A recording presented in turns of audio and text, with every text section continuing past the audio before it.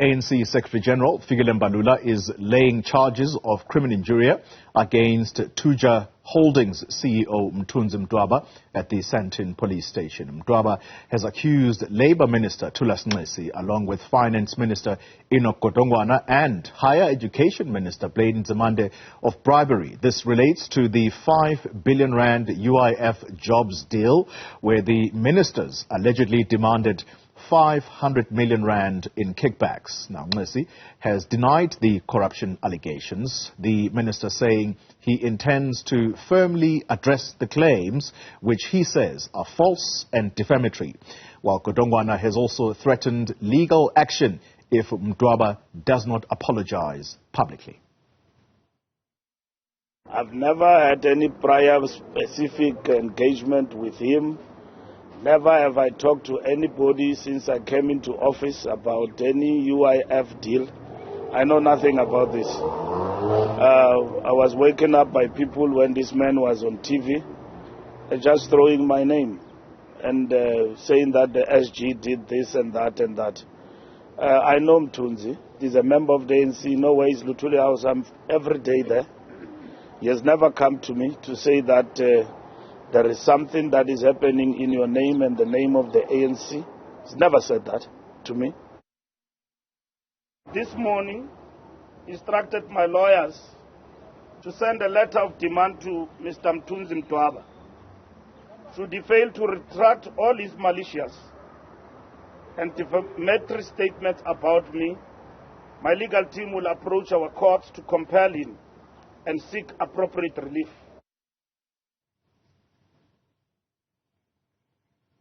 All right. Well, to help us understand the processes around tender deals, if you like, or in particular, this kind of deal that Mr. Mdwaba told us about just a few days ago, we're joined now by the director of the School of Public Leadership at Stellenbosch University, Professor Zweli Ndevu. Prof, good morning to you, and thank you very much. I want to begin this conversation with exactly what has just happened at the Sandton police station. The Secretary General of the ANC opening a case of criminal injury against Mr. Mdwaba. You add to that the threats of legal action from some of the ministers that Mr. Mdwaba has implicated. How important a step is this by these officials given the entrenched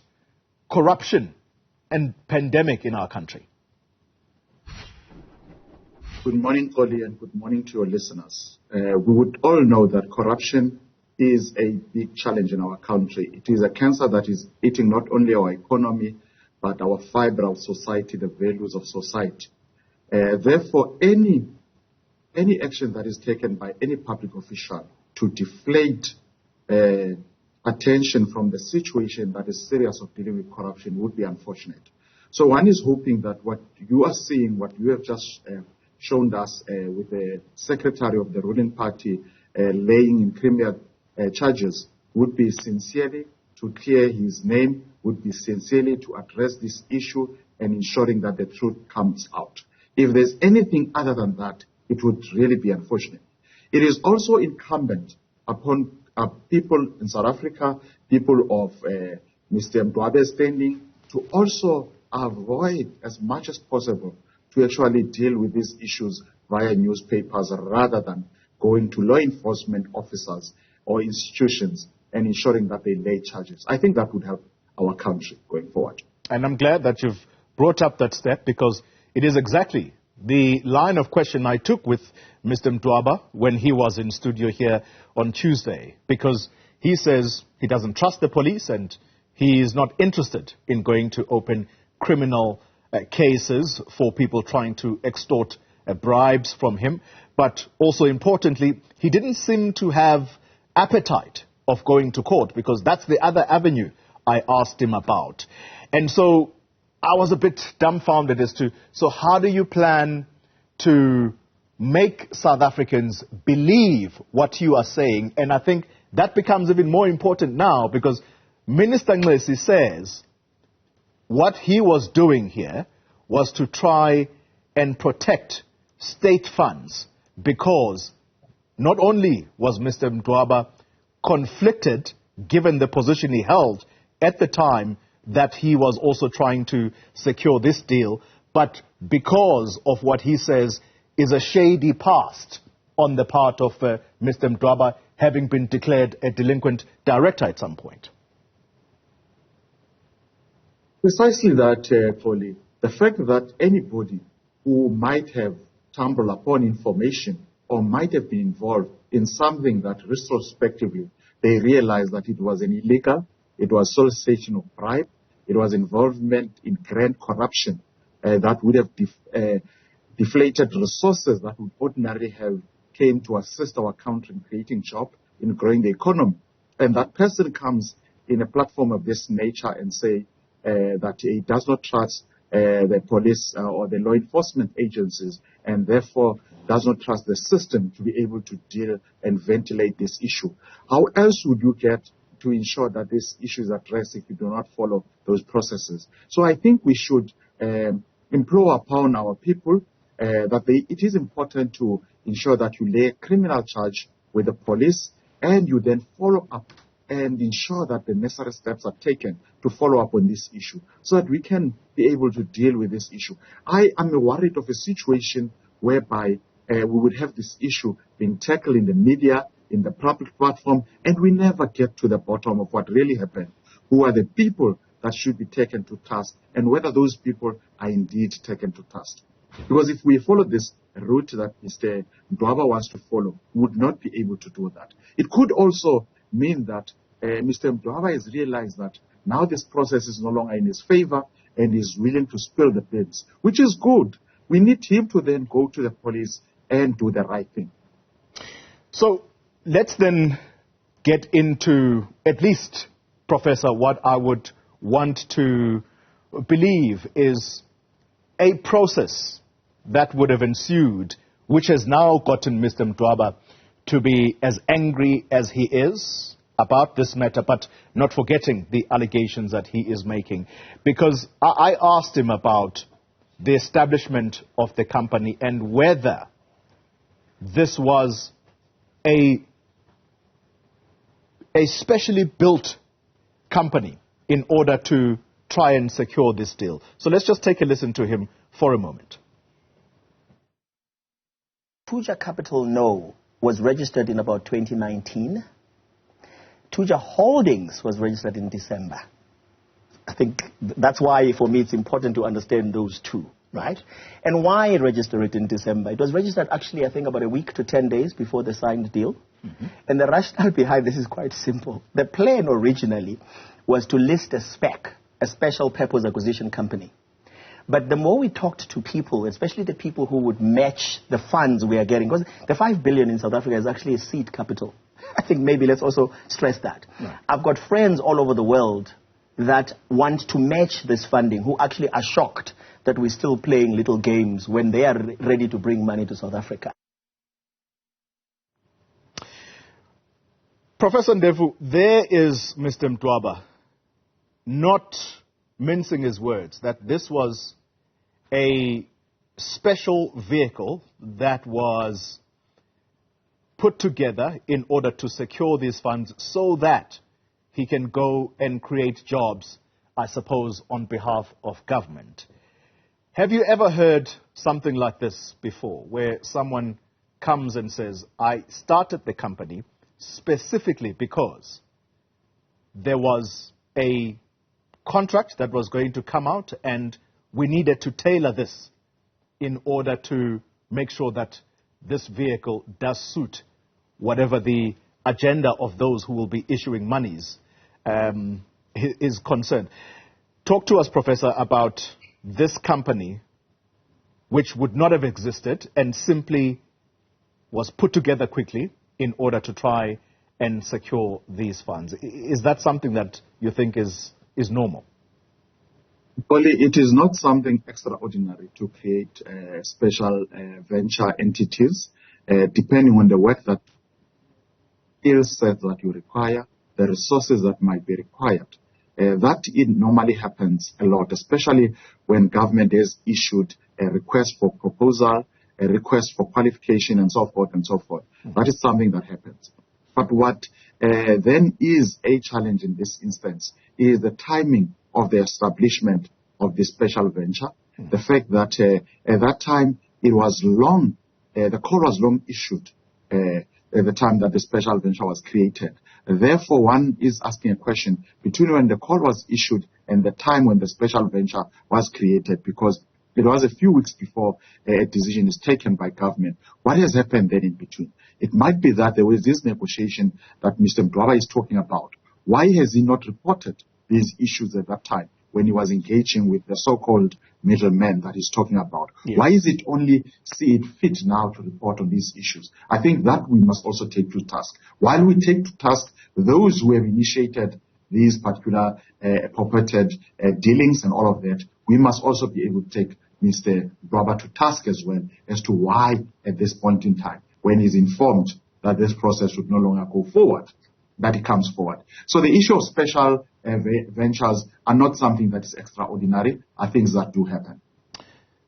Professor Ndevu, we know that in government, and we will know this very well because there have been many cases of tenders going wrong or people getting tenders and not delivering on what is expected of them. And that is because of exactly what you are saying now to us, that it's not abnormal for special purpose vehicles to be built in order to meet a particular specification. However, government will tell you that we have a database of companies that we contract. And the reason they keep that database is so that there is a track record of these companies having done these kinds of jobs before. My simple question to you, what about the track record of a company? Fine, I take your point that it's not abnormal for special purpose vehicles to be put together. However, where does the track record come from? Or do you solely rely on the individual's experience, as Mr. Mdwaba says, that he is experienced in this field? Normally, under normal circumstances, or in many cases, you find that these special ventures, these special vehicles, will be a combination of different companies that brings different sets of skills to the new consortium of vehicle that is created. So these individual companies would have their own individual track records that they bring to the table. And that government would then look at the different track records of the different partners that form this special vehicle. In this case, it doesn't seem to indicate that a combination of companies with different skill sets that they are bringing forth was this special vehicle. It would seem that the same individuals, the same organization started to create a special vehicle, which might not be the right way to do it. And I'm speaking under correction here. Yeah. If it is only individuals that have come together with their track records that are not, but also after this process, once a proposal has been submitted to a government department, in this case to Department of Labor, the Department of Labor would then do verification, review the submission of documents from that particular special venture, and look as to whether the special venture meets the requirements. If one of the requirements is a letter of reference, you must have supporting documents that talks to your track record. The question that we must ask, therefore, is that was that submitted, that evidence, and was that evidence reviewed? Was the department satisfied with the evidence that they received? Once we have that information, we are able to determine as to whether the correct process was followed or not. You talk about supporting documents. Mr. Mdwaba is so confident about this venture that he had put together that he goes as far as publicly naming the Industrial Development Corporation. We know it as the IDC for short. And he says that his proposal had the backing of the IDC, and that's how solid it was. How important is it that the IDC comes out and tells us whether indeed they did think that Mr. Mdwaba had a solid proposal. It is very important. I think the IDZ is one of the important institutions that are there to create an environment that is conducive for what this venture was trying to do. So it is very important, and that's why it's puzzling for me that Mr. Mdwaba does not want to take this matter forward with the law enforcement officials, if indeed, or agencies, if indeed he has this very valid case. You would remember that any issue that is ventilated within this particular space, within the media space, and not tested in the legal processes would only be speculation, would only be allegations, and until such time that with that solid evidence, with that solid backing, he then takes that to law enforcement agencies to deal with this issue and ventilate it. As an abstract citizen, as a citizen that has the interests of this country, I would encourage Mr. Mdwaba to actually take this route of ensuring that we deal with this through the law enforcement agencies, especially coming out of what we call the state capture, especially when the President and the Minister of Finance in his medium-term budget speech talked about the issue of dealing decisively with corruption. If we want to do that, then with all this backing, with all this evidence, we need to be able to take this to the law enforcement agencies so that we can see people being prosecuted for any wrong that might be found that they've done. Yeah. Okay. Professor Ndevu, can I please ask you to just stay with us for slightly longer? We need to take a break because I need to ask you the question about Mr. Mdwaba's position at the time that he seemed to have secured this deal, but also importantly, the fate of the Director General who signed on the dotted line on this deal. We'll continue in a moment. If you're just joining us, we are in the middle of a conversation with the director of the School of Public Leadership at Stellenbosch University, Professor Zweli Ndevu. Prof, this conversation to do with what the Secretary General of the ANC has gone to do at the police station. Essentially, we're dealing about alleged corruption claims here. Let's talk about Mr. Mdwaba for a moment. He was the head of what is called Productivity South Africa. This is an entity within the Department of Labour and Employment. But at the same time, he was chairperson of the company that was now going to get this deal. Was the Minister of Labour, Thuja, justified in saying, conflict of interest here, please go, sir? You are fired from the position of Productivity South Africa. Only at face value, there seems to be glaring things that points to conflict of interest.